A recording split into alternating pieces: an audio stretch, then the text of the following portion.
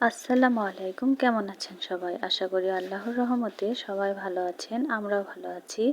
এখানে আমি কিছু মসুরের ডাল নিয়েছি। মসুরের ডালটা আমি পাটায় সুন্দরভাবে বেটে নেব। তারপরে কিছু পুঁইশাকের পাতা নেব। পাতাটা আমি কুচি কুচি করে কেটে নিয়েছি। আর মসুরের ডাল দিয়ে পুঁইশাকের পাতা দিয়েই আমি মুচমুচে মসুরের ডালের বড়াটা ভেজে নেব। একদম টাটকা আর ফ্রেশ গাছ থেকে তোলা পুঁইশাকের পাতা এখানে আমি কুচি করে কেটে নিয়েছি। কেটে নেওয়া আমার শেষ হয়ে গেছে। তারপর একটা প্লেটে কুচি করে রাখা পুঁইশাকের পাতাগুলো রেখেছি।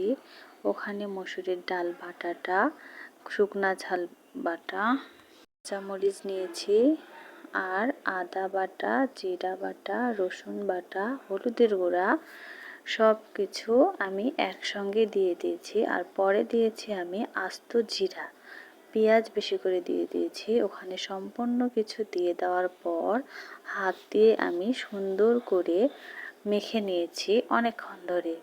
মেখে নেওয়ার পর তারপরে আমি একটা কড়াইয়ে তেল দিয়ে তেলটা গরম হওয়া পর্যন্ত অপেক্ষা করব। তারপর তেলটা যখন হালকা গরম হয়ে যাবে, মসুরের ডালের বড়াটা আমি সুন্দর করে গোল গোল শেপে দিয়ে দিব।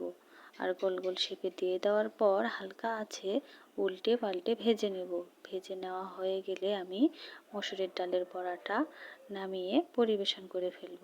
এভাবে মসুরের ডালের বড়া কখনো আমি খাইনি, এবারই প্রথম। কিন্তু পুঁইশাকের পাতা দিয়ে মসুরের ডালের বড়াটা এত মুচমুচে আর মজাদার হয়েছিল যে অনেক সুন্দর হয়েছিল খেতে। আপনারা ওইভাবে বাসায় ট্রাই করে খেয়ে দেখবেন, ভালো লাগবে। আর আমার ভিডিওটা যদি ভালো লেগে থাকে শেয়ার করে, কমেন্ট করে, লাইক দিয়ে পাশে থাকতে ভুলবেন না। একে অপরের পাশে থাকলে তাহলে আমরা সফল হতে পারবো।